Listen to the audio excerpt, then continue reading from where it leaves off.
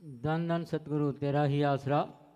मालिक की प्यारी साध संगत जी, अब अपना तन मन एकाग्र करके पूज्य गुरु जी के अनमोल पवित्र मुख वचनों को श्रवण करना है जी।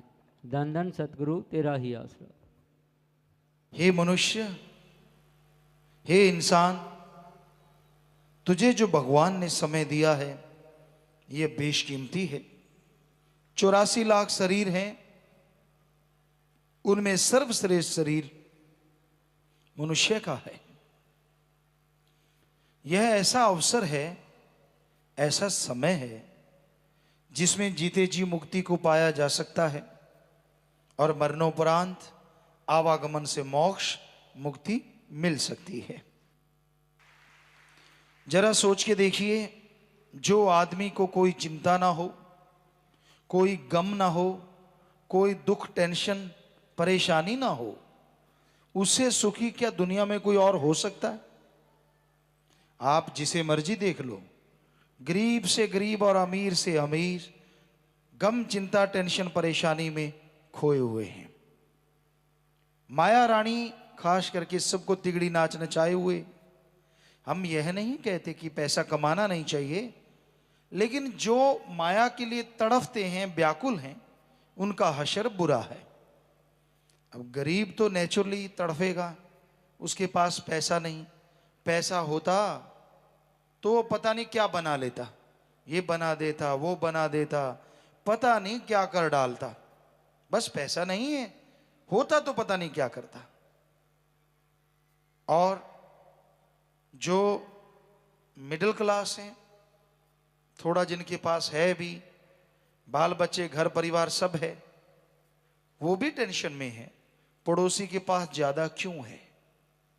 मेरे पास स्कूटर उसके पास जीप क्यों है? मेरे पास जीप उसके पास कार क्यों है? तो मेरे पास छोटा घर उसके पास बड़ा घर क्यों है? और जो बड़े हैं उनकी परेशानियां भी बड़ी हैं। हमने आपको बहुत बार सुनाया है कि जो बहुत ही बड़े हैं उनके तो कारनामे काले भी बहुत बड़े हैं। माया रानी का हिसाब किताब ही नहीं है।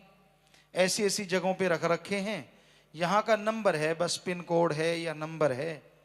वो अगर मुंदरी में अंगूठी में छुपा रखा है तो जान अंगूठी में है, घड़ी में फीड कर रखा है तो जान घड़ी में है, मोबाइल में फीड कर रखा है तो जान मोबाइल में है, कि अगर इधर उधर हो गया तो काला पीला सारा ही गया। बड़ी परेशानी है उनको, बड़ी टेंशन है। बड़ी बड़ी फैक्ट्रियां, क्योंकि हमारे पास सभी तरह के लोग आते रहते हैं। दुनिया में जो धनाड़ों में नंबर रखते हैं वो भी आए और गरीब से गरीब भी आते हैं। तो हर किसी को माया ने तिगड़ी नाच नचा रखा है। ये चैन नहीं लेने देती, बेचैन रखती है। तभी तो धर्मों में लिखा है, माया होई नागणी जगत रही ढहकाए, जो इसकी सेवा करे उसको ही ये खाए। माया पाप जुल्म के बिना जल्दी इकट्ठी नहीं होती, और पाप जुल्म की कमाई जो भी करता है, घर से प्यार मोहब्बत चला जाता है, घर से तंदुरुस्ती चली जाती है, और बेचैनियां परेशानियां बीमारियां घर कर लेती हैं। तो क्या माया कमानी नहीं चाहिए? कमाओ, जीने के लिए कमाओ, लेकिन कमाने के लिए अगर जीने लग गए तो रोबोट बन जाओगे।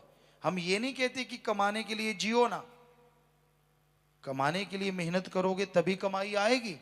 पर किसी के मुंह का निवाड़ा छीन के पेट में डालोगे, वो हरी रस अमृत नहीं, बल्कि वो धीमे जहर का काम करेगा, धीमे जहर का। किसी का हक मार के ना खाओ। ये हम नहीं कह रहे, सारे धर्म कह रहे हैं हमारे, क्योंकि हमने सभी धर्मों को पढ़ा है। हिंदू धर्म में हमारे लिखा है, कड़ा परिश्रम करो, वेदों में आता है, कड़ा परिश्रम करो और कमाई का 7वां 8वां हिस्सा दीन दुखियों की मदद में, सृष्टि की सेवा में लगाओ। यानी 6 रुपए आप रखो, 7वां रुपया निकालो। या सिख धर्म में आता है 10वां दसौंद, 9 आप रखो, 10वां निकाल लो। चलो 14 आप रख लो, 15वां निकाल लो। निकालो तो सही। और वो पैसा बीमारों का इलाज करवा दो। आपके आसपास इर्द गिर्द अगर कोई बीमार है तो उसका इलाज करवाओ। कोई बीमारी से तड़फ रहा है उसका इलाज करवाओ। भूखे को खाना खिलाओ, अपंग अंगहीन कर्मों के मारे का साथ दो, जीव जंतु भूखे प्यासे उनका साथ दो, जीते जी खून दान करो, मरणोपरांत आंखें दान करो, शरीर दान करो, जीते जी विद्या दान करो। और बहुत से दान हैं। अपने हाथों से सृष्टि की सेवा में किया गया धन, लगाया गया धन सच्चा दान है, और बदले में आपको फल ना मिले, हम आपको लिख के गारंटी दे सकते हैं। यहां पहले बहुत ही पैसे हैं, वहीं चढ़ाते रहते हो, आप चढ़ाते रहते हो, आप जैसा खाता रहता है। कोई सज्जन हमें बताए किस धर्म में लिखा है कि ओम हरि अल्लाह वाहिगुरु गॉड खुदा रब पैसा लेता है? कहीं लिखा हुआ बता दीजिए। हमने सारे धर्मों का रिसर्च किया है, किसी भी धर्म में ऐसा नहीं है। विज्ञान को पढ़ा हमने, साइंस के स्टूडेंट रहे, जितनी देर पढ़ पाए नॉन मेडिकल के, लेकिन उसी नजरिए से सतगुरु ने हमसे धर्मों का अध्ययन करवाया। कहीं भी नहीं लिखा भगवान पैसा लेता है। हर धर्म में लिखा है वो तो पत्थरों के नीचे भी जान दे देता है, वो लेता नहीं, दाता था, दाता है और दाता ही रहेगा, वो मंगता नहीं हो सकता। तो ऐसे ईश्वर को, ऐसे अल्लाह को, वाहिगुरु गॉड खुदा रब को ढूंढने के लिए कहीं जाने की जरूरत नहीं, वो आप सबके अंदर बैठा हुआ है। तुलसी जी ने लिखा है घट में सूझे नहीं लाणत ऐसी जिंद, तुलसी इस संसार को भयो मोतिया बिंद। है घट में, शरीर में है, सूझे नहीं, फिर भी दिखता नहीं, लाणत ऐसी जिंद ऐसी जिंदगी पे, ऐसे इंसान पे लाणत लाणत लाणत, लाणत ऐसी जिंद, तुलसी इस संसार को भयो मोतिया बिंद। मोतिया बिंद के ऑपरेशन दिसंबर में बहुत होते हैं यहाँ फरी में, गरीबों के, बुजुर्गों के। तो हम कई बार ऑपरेशन कर, डॉक्टर मुहूर्त करते हैं, पास जाके खड़े होते हैं।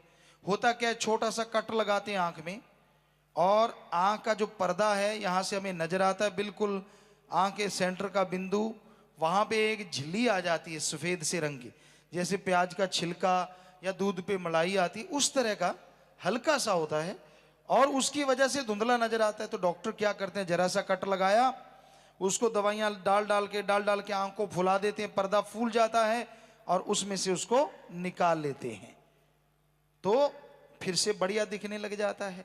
इसे कहते हैं मोतिया बिंद। तो तुलसी जी कहते हैं इस संसार को मोतिया बिंद हो गया है, तो अंदर फिर भी भगवान नजर नहीं आता, कोई पहाड़ों में, कोई जंगलों में, कोई उजाड़ों में। क्या हर धर्म में यह नहीं लिखा कण कण में, जर्रे जर्रे में, गॉड इज एवरीवेयर, भगवान हर जगह है? तो उसको ढूंढो तो अपने अंदर ढूंढो। पर ये मोतिया बिंद हटेगा कैसे? ऑपरेशन नहीं करना, सत्संग सुनो, सत्संग में मिलने वाला राम का नाम लो, उसकी भक्ति इबादत करो। जैसे जैसे राम नाम की दवा आंखों में डालते जाओगे, ये मोतिया बिंद दूर होता जाएगा, और मालिक की दया में रहमत के काबिल बनोगे, अंदर बाहर सच नजर आएगा, और खुशियां आपके कदम चूमने लगेंगी।